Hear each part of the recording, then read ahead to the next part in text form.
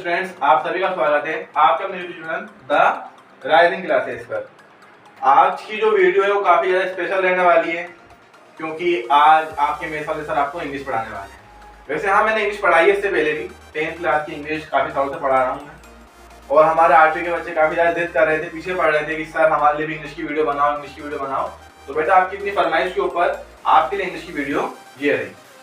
जैसा कि आप सभी जानते हैं कि आपका पेपर होने वाला है 21 मार्च को इंग्लिश का, तो उसी के लिए आपके लिए एक स्पेशल वीडियो बना रहे हैं। ठीक है, तो बिना किसी देरी के शुरू करते हैं।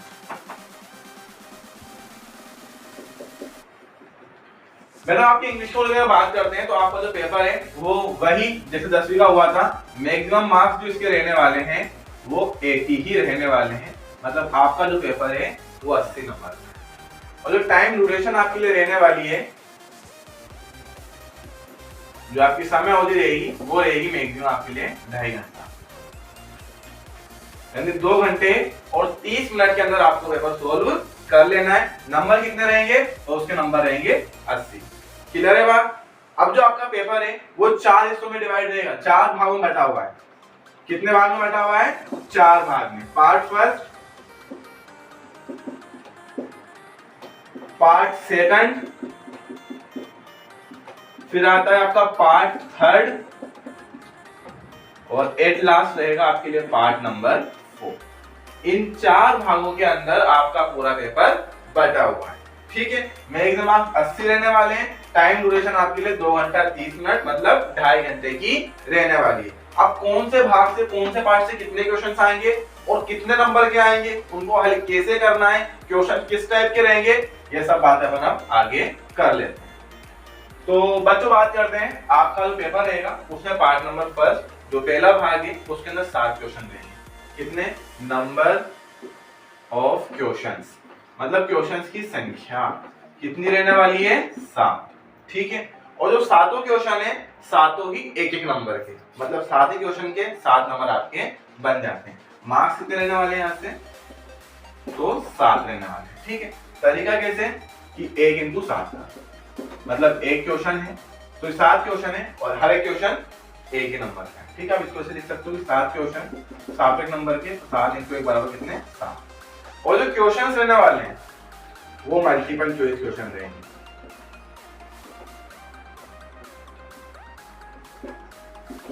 Multiple choice question. अब सर ये होते क्या है मल्टीपल चॉइस क्वेश्चन? आपके माइंड में आया होगा, तो काफी इजी है बेटा। वो जो आपके अ ब स द वाले क्वेश्चन होते हैं ना, ये अ ब स द, जिसको आप ऑप्शनल क्वेश्चन भी बोलते हो, यहाँ पे विकल्प ऑप्शन मिलेगा आपको A B C D, 4 option मिले हुए रहेंगे। चारों में जो करेक्ट ऑप्शन है वो आपको लिख देना है। ठीक है, तो पहला भाग कितने क्वेश्चन? 7 क्वेश्चन। मार्क्स कितने? 7 क्वेश्चन, हर क्वेश्चन 1 नंबर का रहेगा। क्वेश्चन किस टाइप का रहेगा? तो मल्टीपल चॉइस क्वेश्चन, मतलब ऑप्शनल क्वेश्चन। अगर सादा ABCD वाले ऑप्शन आपको मिलेंगे, 4 ऑप्शन मिलेंगे, 4 में जो ऑप्शन सही है वो ऑप्शन आपको आंसर में लिख देना है। और आंसर लिखना कैसे, इस चीज को भी समझो बेटा। आंसर लिखने के लिए आप आंसर की टेबल बनाओगे। जैसे ये आंसर डाल के आप सबसे पहले एक टेबल बनाओगे कुछ इस टाइप से।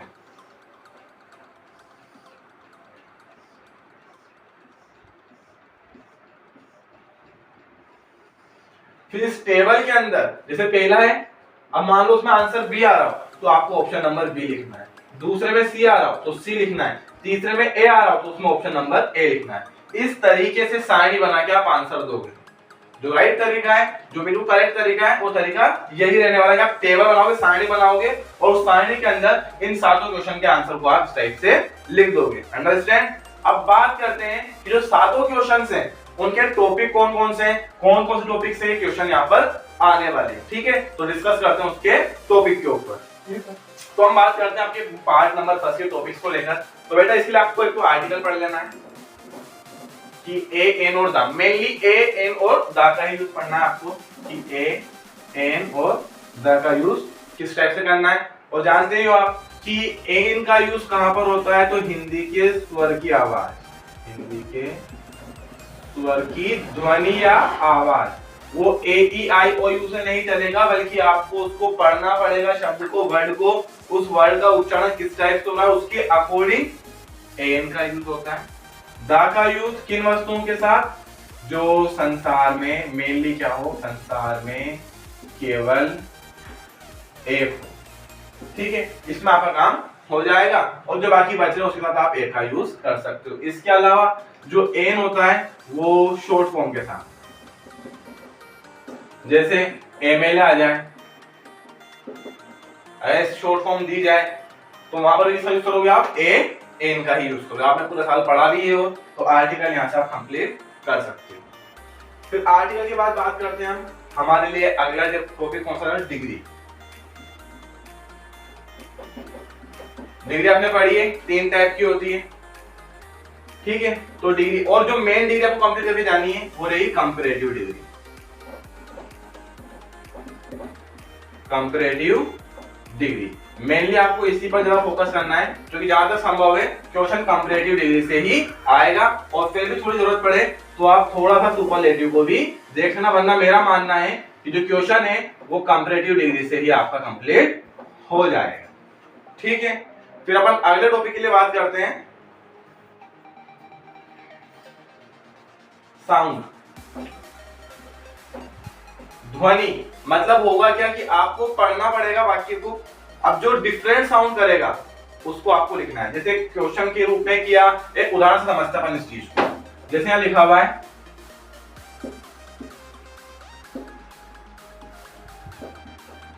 जैसे लिखा हुआ है, तीनों वाक्यों को पढ़ो। ये लिखा हुआ है पुट, ये लिखा हुआ है कट, ये लिखा हुआ है बट। अब बताओ इन तीनों में से डिफरेंट साउंड किसका आ रहा है, डिफरेंट आवाज किसकी आ रही है। तो देखो यहाँ पे ऊ की मात्रा लगी, पुट पढ़ने पर इसको, जबकि इसको कट और इसको बट पढ़ने। तो डिफरेंट साउंड किसका है, पुट का है ना, तो हमारा आंसर यहाँ पे पुट रहने वाला है। तो साउंड जो कि आपने पढ़ भी रखे, आपको सिर्फ पढ़ने की जरूरत होगी, जो डिफरेंट साउंड कर रहा होगा वही आपका आंसर रहने वाला है। किससे बोले, साउंड से बोले। अभी तक 3 टॉपिक की बात की हमने, एक तो आर्टिकल एन नाम से आपको मिल जाएगा, एक अपनी डिग्री को लेकर बात करते हैं, कंपैरेटिव डिग्री और सुपरलेटिव डिग्री, ये दोनों मोस्ट इंपोर्टेंट आपके लिए रहने वाली है। जैसे कंपैरेटिव की बात करते हैं अपन, तो इसमें अधिकतर में क्या होता है कि पीछे ईआर जुड़ा होता है, और जो सुपरलेटिव डिग्री होती है उसके अंदर जो पीछे ईएसटी जुड़ा हुआ होता है। ठीक है, साउंड आपको बता दीजिए, आपको पढ़ के चेक करना है, जिसकी आवाज थोड़ी अलग निकल रही है वही करेगा आपके लिए डिफरेंट साउंड वो रहने वाला है। तो ठीक है बेटा, 3 टॉपिक तो ये रहे आपके सामने। अब अगले टॉपिक की बात करते हैं। अगला जो टॉपिक रहेगा ये 4 नंबर का, वो रहेगा मीनिंग ऑफ द वर्ड। एक तरीके से आप इसको सिमिलर वर्ड भी बोल सकते हो, कि सिमिलर वर्ड बताना। वही एक वर्ड दे देगा आपको, उस एक वर्ड के लिए आपको 4 ऑप्शन दे देगा कि इन चारों में से कौन सा ऑप्शन जो है इसकी मीनिंग के लिए सही रहने वाला है, सिमिलर वर्ड के लिए सही रहने वाला है। ठीक है, यही 4 से 5 टॉपिक है आपके, किसके लिए, जो पार्ट नंबर फर्स्ट है आपका, जिसमें 7 क्वेश्चन 7 नंबर के बनते हैं, वहां से यही क्वेश्चन आएंगे। और सारे क्वेश्चन कैसे रहेंगे, मल्टीपल चॉइस क्वेश्चन, यानी ऑप्शनल क्वेश्चन, जिनके आंसर आपको सारणी बना के दे देने। अब बात करते हैं पार्ट सेकंड की। तो हम बात करते हैं पार्ट नंबर सेकंड की। यहां पर जो क्वेश्चन रहेंगे ना, क्वेश्चन नंबर 8 to 16, यानी 8 से 16 तक जो क्वेश्चन रहने वाले हैं वो कहां से रहेंगे, पार्ट सेकंड, यानी भाग नंबर 2 से। ठीक है, जो क्वेश्चन नंबर 8 रहेगा वो रहेगा आपके लिए एक पैसेज, जिसको आपको फिल करना है, जिसे फिल करना मतलब रेगिस्तान भरना है। होगा क्या कि जैसे हमने हिंदी में रेगिस्तान भरे थे आज से पहले, ऐसे ही आपको जो है यहाँ पे कोष्टक के अंदर कुछ वर्ड दे दिए जाएंगे, उन वर्ड को, उन शब्दों को आपको उस पैसेज में भरना पड़ेगा। और मार्क्स कितने, तो देखिए आप कैसे उसको सोल्व करना है, कितने मार्क्स का वो रहने वाला। तो उस पैसेज के मार्क्स रहेंगे यहाँ पर 8। जो क्वेश्चन नंबर 8 है वो कितने नंबर का रहने वाला है, 8 नंबर का।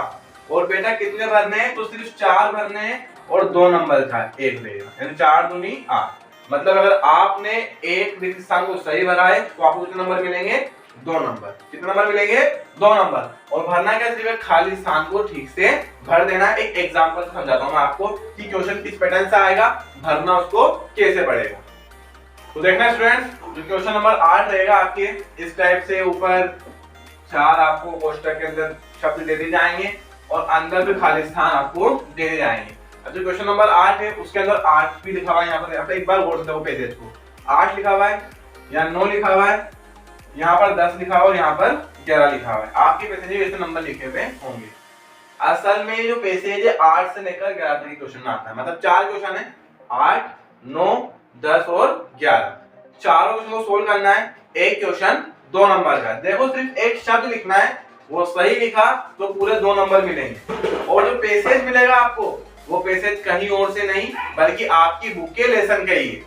देखो, the Khalistan came to know what Chanakya was doing, Chanakya का लेसन पढ़ा होगा आप सभी ने। They decided to take away as many, फिर खालिस्तान आए क्वेश्चन नंबर 9 पे, from his house as they could, जैसा वो ले जा सकते थे। It was a moonlight, moonlight मतलब चांदनी, ठीक है। So they were, इसीलिए वे थे, afraid मतलब डरे हुए थे, in the moonlight मतलब चांद की रोशनी में, चांदनी में। Everything सब कुछ could be seen, क्लियर सब कुछ देखा जा सकता था। वैसे स्टार्ट से करेंगे भी हिंदी अच्छे से, अब ट्राई करते हैं इसको भरने के लिए। तो द खालिस्तान केम, तो कौन आया होगा, केम मतलब आना, तो आया कौन होगा, रोबर मतलब होगा लुटेरे, तो लुटेरे आ सकते हैं। यहाँ पे लिखा हुआ है नाइट, क्या रात आएगी क्या इस टाइप से, नहीं आएगी। ब्लैंकेट कंबल, कंबल आ सकते हैं, नहीं। इनसाइड नहीं आ सकता, इनसाइड मतलब अंदर की ओर, तो कौन आएंगे, द रोबर्स। तो आंसर नंबर 8 डाल के आंसर दोगे कैसे कि आंसर नंबर 8, क्या लिखोगे यहाँ पर, रोबर्स। आंसर इस तरीके से हो गया, द रोबर्स। फिर केम टू नो दैट, तो लुटेरों ने जाना, व्हाट की क्या, चाणक्य वाज डूइंग, चाणक्य क्या कर रहा था। दे डिसाइडेड, उन्होंने निश्चय किया, टू टेक अवे ले जाने का, एज मेनी जितने ज्यादा, फ्रॉम हिज हाउस उसके घर से, तो उनके घर से क्या लेकर जाएंगे, तो रोबर्ट तो लिख देंगे। बस 3 ऑप्शन, अब रात लेके जा सकते हैं क्या, ब्लैंकेट्स मतलब कंबल, बिल्कुल कंबल लेके जा सकते हैं ना, तो नवेद में क्या आएगा, आंसर नंबर 9 डाल के लिखोगे आप, ब्लैंकेट्स, यानी वो कंबल ले जाना चाहते थे। एज दे कुड, जैसे वो ले जा सके। इट वाज अ मूनलाइट, ये चांद की रोशनी थी या चांदनी थी, खालिस्तान। अब चांद की रोशनी या चांदनी कब होती है, तो इनसाइड या नाइट, तो रात में होती है ना, तो आंसर नंबर 10 में क्या जाएगा, नाइट। तो ये चांद की रोशनी वाली रात थी। सो दे वर अफ्रेड, इसलिए वो डरे हुए थे, अफ्रेड मतलब डरना, डरे हुए थे। इन द मूनलाइट मतलब चांद की रोशनी में, एवरीथिंग मतलब सारी चीजें, Khalistan could be seen clearly, मतलब क्या बचा आपको, इनसाइड बताओ तो अंदर की ओर, तो चांद की रोशनी के अंदर सारी चीजें जो है क्लियर दिखाई दे रही थी, स्पष्ट रूप से दिखाई दे रही थी। देखो बेटा, आपको सिर्फ यहाँ पे इतना समझना है कि क्वेश्चन नंबर 8 है, उसके अंदर 4 प्रश्न आने वाले हैं, चारों में आपको खालिस्तान करना है, और जो खालिस्तान है उनके भी नंबर है, जैसे एक 8वां है, एक 9वां है, एक 10वां और एक 11वां है। तो ऐसे नंबर डाल के आपको इनके आंसर लिख देने हैं और नीचे से देश करके आप लाइन बना दीजिएगा। क्यों बना रहे हैं, ताकि हम शो कर सके कि हमने रेगिस्तान को भरा है। आपको पूरा पैसेज लिखने की जरूरत यहाँ पर नहीं है, क्लियर है बात। और एक बात और, जो पैसेज आएगा आपकी बुक से ही आएगा, तो एक बार अपनी किताब को अच्छे से रीड कर लेना, रिवाइजेशन कर लेना, क्लियर है बात। अब बात करते हैं क्वेश्चन नंबर 12 की। एक बार रिपीट कर रहा हूँ, मार्क्स कितने इसके, तो इसके मार्क्स है आपके पास 8। कितने नंबर है इसके, 8 नंबर है टोटल, ठीक है। अब बात करते हैं क्वेश्चन नंबर 12 की, 11 तक यहाँ पे हो चुके हैं, क्लियर है बात, ठीक है। जो यहाँ पर क्वेश्चन नंबर 12 रहने वाला है वो रहेगा प्लूरल वन, मतलब क्या होगा कि सिंगुलर से प्लूरल बनाओ।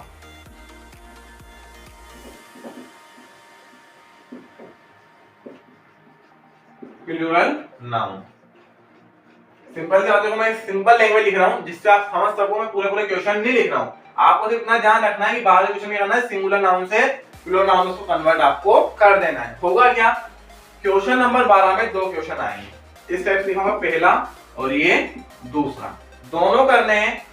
2 नंबर का रहने वाला है डिवाइडेशन 1+1, यानी कि ये भी 1 नंबर का रहेगा, ये भी 1 नंबर का रहेगा। जैसे फॉर एग्जांपल एक सेंटेंस दे दिया आपको, वाइफ शब्द दे दिया, एक तो वाइफ और एक दे दिया आपको मेन, इन दोनों के प्लूरल आपको लिख देने हैं। तो वाइफ का तो क्या हो जाता है, पहला नंबर डाल के ये हो जाएगा वाइफ्स, और मेन का क्या होता है, तो मेन का यहाँ पे ए है तो ये सिंगुलर है, अगर आपने ई कर दिया तो ये प्लूरल हो जाएगा बहुवचन।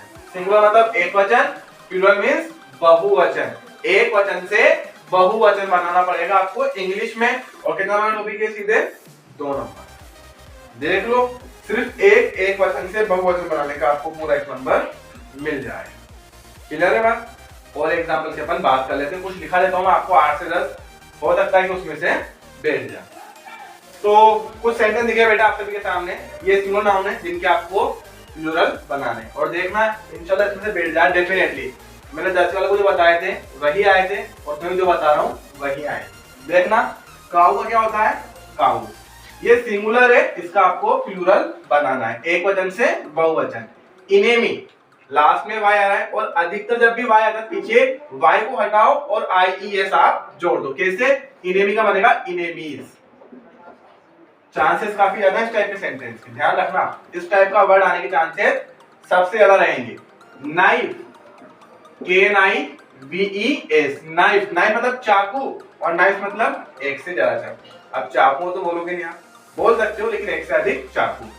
चाइल्ड मतलब होता बच्चा, बहुवचन करने के लिए REN जुड़ेगा पीछे, चिल्ड्रन हो जाएगा। क्या हो जाएगा? चिल्ड्रन। ऐसे ही वुमेन, अभी कुछ देर पहले मेन का बताया था आपको, बस ए को किसमें कन्वर्ट कर दो आप? ई में, बहुवचन बन जाएगा। वुमेन मतलब महिला और यहाँ वुमेन मतलब महिलाएं। ब्रदर यानी कि भाई, क्या बनेगा? ब्रदर्स। ऐसे अगर सिस्टर हो तो उसमें भी पीछे एस जोड़ दो उनकी। फैसिलिटीज यानी सुविधा, क्या बन जाएगा? Facilities, facilities. वही तरीका, वाई को हटाओ और IES जोड़ दो जैसे यहाँ किया था। इनेमी दुश्मन, इनेमी मतलब एक से ज्यादा दुश्मन। फैसिलिटी मतलब सुविधा, फैसिलिटी मतलब सुविधाएं। थीफ यानी चोर, इसका क्या बनेगा? तो इसका बन जाएगा थीफ, जैसे नाइफ के अंदर किया था अपन ने। यहाँ से FE आया था ना, इसको कन्वर्ट किया किसमें? VES में। F को V में कन्वर्ट किया था, यहाँ भी वही किया, नो पीछे ES जोड़ा है, जिसमें यहाँ पे भी ES हमने जोड़ा था। ट्री ओनली एस जुड़ जाएगा, ट्रीज पेड़, एक से अधिक पेड़। और ओक्स सबसे स्पेशल, ऑक्सन बनता है बेटा इसका, OX क्या बनेगा? OXEN। और ये 10 ही कंप्लीट कर लेना, 2 आने वाले हैं, इनमें से आपको डेफिनेटली मिल जाएंगे। बात करते हैं क्वेश्चन नंबर 13 की। Question number 13, write the missing letter.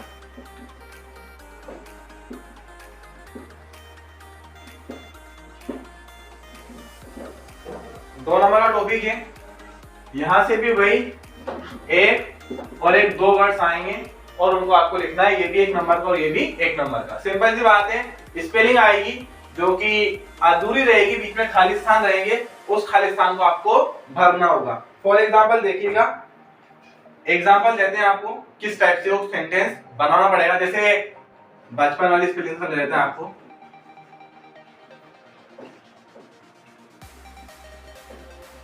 और यहाँ पे ले लेते हैं कोई स्पेलिंग, अपन कोई से भी सजेस्ट कर सकते हो आप खुद भी। जैसे ये रहा, अब यहाँ पे स्पेलिंग को कंप्लीट करना है, अधूरी है, मिसिंग लेटर को भरना पड़ेगा। तो UMB बचपन में पढ़ा हुआ, RELLA, ये Z खालिस्तान B फिर खालिस्तान हो फिर A, तो ZEBRA, ज़ेबरा। मैंने काफी इजी स्पेलिंग लिखी है और टेंशन मत लेना, स्पेलिंग इजी ही आएगी। बस आप इतना ध्यान रखो, क्वेश्चन नंबर 13 पे आपकी स्पेलिंग आने वाली है, जिसमें खाली स्थान आपको मिलेगा, उस खाली स्थान को भर के स्पेलिंग को पूरा करना है। आंसर नंबर 13 डाल के पहले इसका पहला पूरी स्पेलिंग लिखोगे, यूं नहीं तो मिसिंग लेटर से उसको नहीं, आप पूरी स्पेलिंग लिख दोगे और फिर ऐसे इसका दूसरा करके पूरी आपको स्पेलिंग लिख देंगे। ठीक है, क्वेश्चन नंबर 13 कितना नंबर का है? 2 नंबर का। 1 + 1 का वही डिवाइडेशन देने वाला है और करना क्या है? तो स्पेलिंग अधूरी होगी जिसको आपको पूरा करना है फिल करते हुए। क्लियर है बात करें क्वेश्चन नंबर 14 की आप। ठीक है, करेक्ट कनेक्टिव और सही कनेक्टिव होगा क्या? फिर बात करते कितने मार्क्स का है? तो ये 2 मार्क्स का है। 2 कनेक्टिव आपको दिख रहा है, पोस्टर के अंदर एक सेंटेंस आएगा। जैसे मैं सेंटेंस लिख रहा हूं पहले आप सभी के सामने कुछ इस टाइप से, देखो, don't use mobile phone, mobile phone का प्रयोग मत करो, खालिस्तान ड्राइविंग मतलब वाहन चलाते हो। 2 ऑप्शन है, या तो सो दैट लिखो या फिर वाई लिखो, ये कनेक्टिव है। अब इसमें वो सो दैट लिखा, सो दैट मतलब इसलिए कि, तो don't use mobile phone, mobile phone का इस्तेमाल मत करो इसलिए कि ड्राइविंग गाड़ी चला रहे हो। या फिर वाई मतलब जबकि, वाई मतलब होता है जबकि, तो इसके अंदर क्या आएगा? फिर यहाँ पर आप कनेक्टिव के रूप में लिखोगे आप वाई, देखो यहाँ पर दो कनेक्टिव मिलेंगे, दो में से एक सही होगा। अब जो पूरा कनेक्टिव का टॉपिक है बेटा काफी ज्यादा बड़ा है, काफी ज्यादा बड़ा है, तो अभी एक क्लास में पूरा हो नहीं सकता, आपने पहले पढ़ा भी होगा इसको। तो कनेक्टिव का यूज इस टाइप से करना है आपको कि उसको समझना पड़ेगा सेंस को, उसकी सेंस को समझ के आप उसका यूज कर सकते हो। और ध्यान रखो बेटा ये क्वेश्चन कितने नंबर का रहने वाला है, 2 नंबर का रहने वाला है। जैसे एज सून एज का भी प्रयोग हो सकता है, एज सून एज, ऐसे ही एज वेल एज भी होता है, ऐसे ही आइदर भी होता है, ऐसे ही नाइदर भी होता है।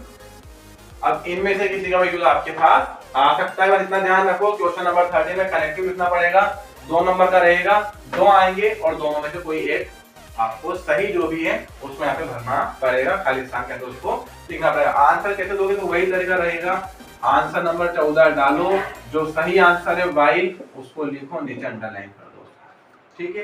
ये क्वेश्चन नंबर 14 रहने वाला है। जो आपके क्वेश्चन नंबर 15 आएगा वो रहेगा अरेंज द वर्ड्स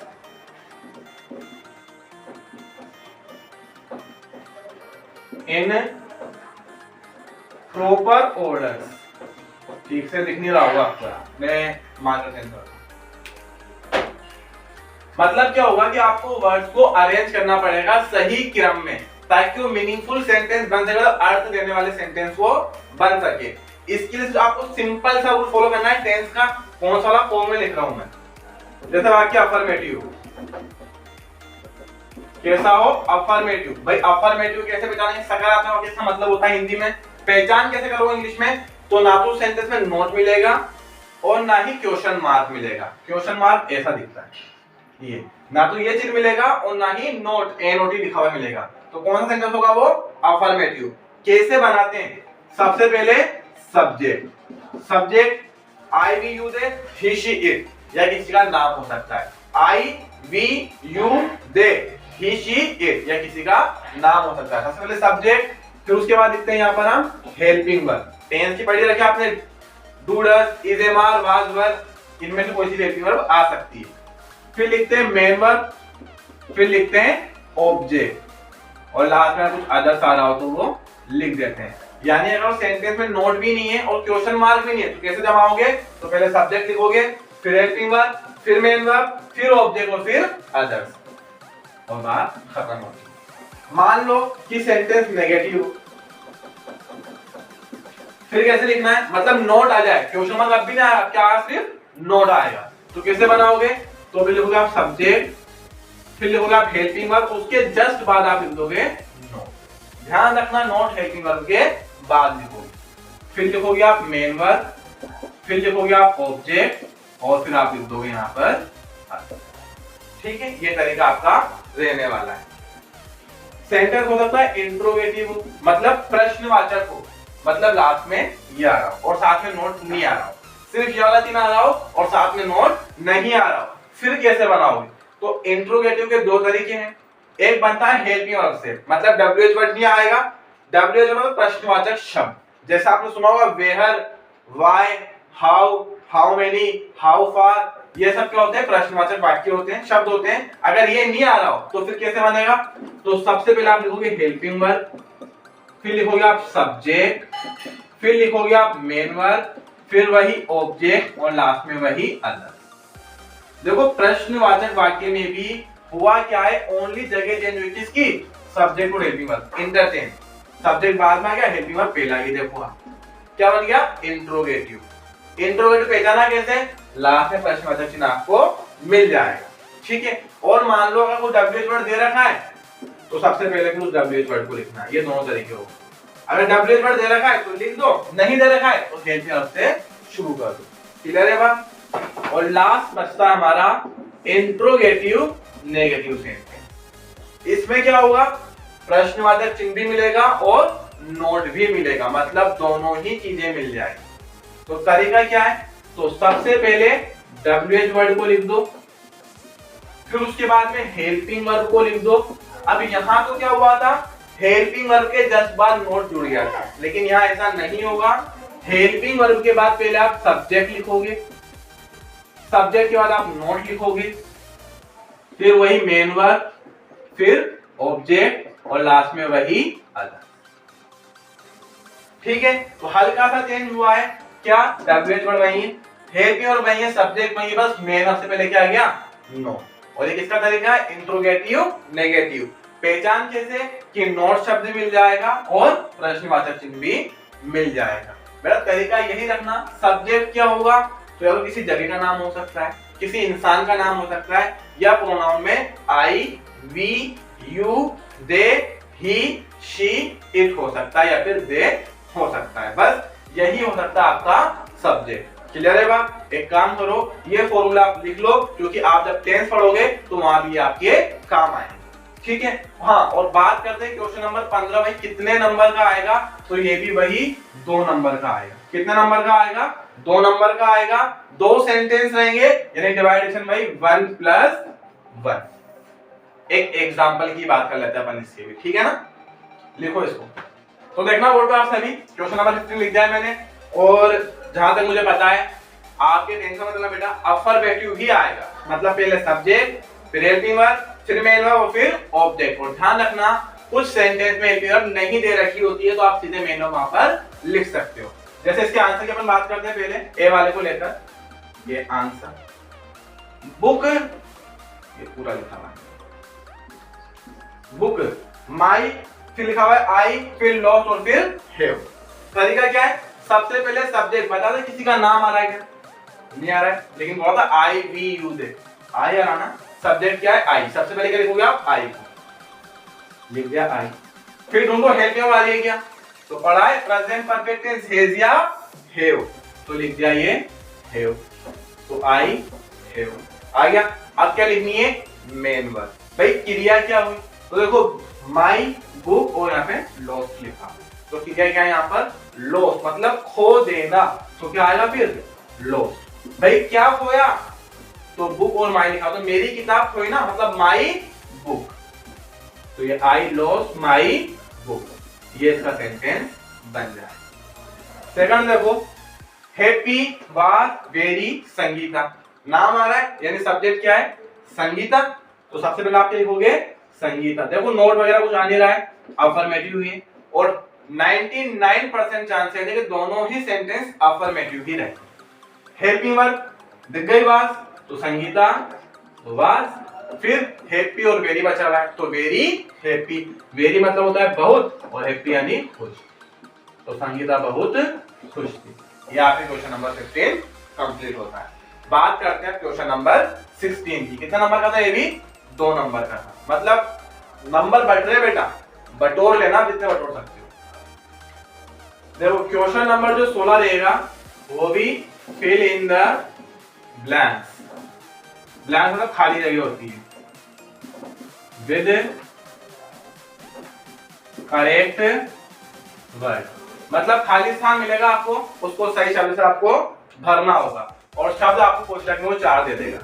ठीक है, ये 1 2 3 4 कोई ऐसे शब्द दे सकता है, 4 शब्द देगा, 2 सेंटेंस देगा, और दोनों ही सेंटेंस आपको खाली जगह दे दी जाएगी। तो पैसेज में हुआ था, लेकिन फर्क कितना है आप सभी से, कि क्या बोल रहा था मैं, कि क्वेश्चन नंबर 16 कितना नंबर का रहेगा, ये भी 2 नंबर का, 2 सेंटेंस आएंगे, दोनों ही 1-1 नंबर के रहेंगे, इसका भी 1 नंबर मिलेगा, इसका भी 1 नंबर, जैसे क्वेश्चन नंबर 8 में हुआ था। लेकिन 8 में कितने क्वेश्चन आए थे आपके पास, 4 क्वेश्चन आए थे। ठीक है, 4 ही आए थे, और हर एक क्वेश्चन 2 नंबर का दे रहा था, 8वां 9वां 10वां और 11वां। एक सही स्थान भरने का आपको 2 नंबर मिल रहे थे, लेकिन यहाँ पर 1 ही नंबर मिलेगा, और वो सीन था आपकी किताब का था, ये आपको बाहर से। ठीक है, वहां 4 आए थे और चारों को हमने लिखा था, यहाँ पर 4 आएंगे और 4 में सिर्फ 2 लिखने होंगे। ठीक है, ये आपके क्वेश्चन नंबर 16 रहने वाला है, और इस क्वेश्चन नंबर 16 के साथ में आपका जो दूसरा भाग है पार्ट नंबर 2 वो कंप्लीट हो जाता है। ठीक है, अब वापस से मैं एक बार डिस्कस कर लेता हूं कि जो पार्ट नंबर 2 था, जो पार्ट नंबर 2 था, क्वेश्चन कहां से कहां तक, 8 से लेकर 16 तक। ठीक है, 8 से 16 टोटल कितने क्वेश्चन आ रहे हैं, 9 क्वेश्चन आ रहे हैं। ठीक है, और इसके मैक्सिमम मार्क्स कितने बनते हैं, मैक्सिमम मार्क्स कितने हैं, 18। हर क्वेश्चन 2 नंबर का है, 8वां 2 नंबर का है, 9वां 2 नंबर का है, 10वां 2 नंबर का है, 11वां भी 2 नंबर, हर क्वेश्चन 2-2 नंबर का है। ऐसे 12 13 14 15 16 सारे कितने नंबर के हो रहे हैं आपके, 2-2 नंबर के हो जाते हैं। तो हम बात करते हैं, पहला वाला भाग कितने नंबर का था? 7 नंबर का। दूसरा वाला भाग कितने नंबर का है? 18 नंबर का। तो 7 और 18 कितने हो जाते हैं आपके यहाँ पर? 25। ठीक है, अभी बहुत ज्यादा नंबर नहीं हुए। ये 2 भाग थे, लेकिन यहाँ पे आपने एक चीज से गौर किया होगा, पहले वाले भाग में जितने भी क्वेश्चन थे सारे मल्टीपल चॉइस क्वेश्चन थे, मतलब ऑप्शनल क्वेश्चन, विकल्प वाले क्वेश्चन। और दूसरे वाले भाग में जो अधिकतर क्वेश्चन आए हैं वो सारे कैसे आए हैं? फिल इन द ब्लैंक, मतलब खाली स्थान को भरने वाले, रिक्त स्थान को भरने वाले। सिर्फ 2 जगह पे चेंजेस थे, एक तो सिंगुलर से प्लूरल बनाया, एक वचन से बहुवचन, और एक में शब्दों को सही ऑर्डर में लिखा है, सही क्रम में लिखा है। क्लियर है बातें? तो आज की इस वीडियो में हमने इन दोनों भागों की बात कर ली है। जो अगली वीडियो है उसके अंदर भाग नंबर 3 और भाग नंबर 4 की हम बात कर लेंगे। तब तक के लिए टाटा, अल्लाह हाफिज़।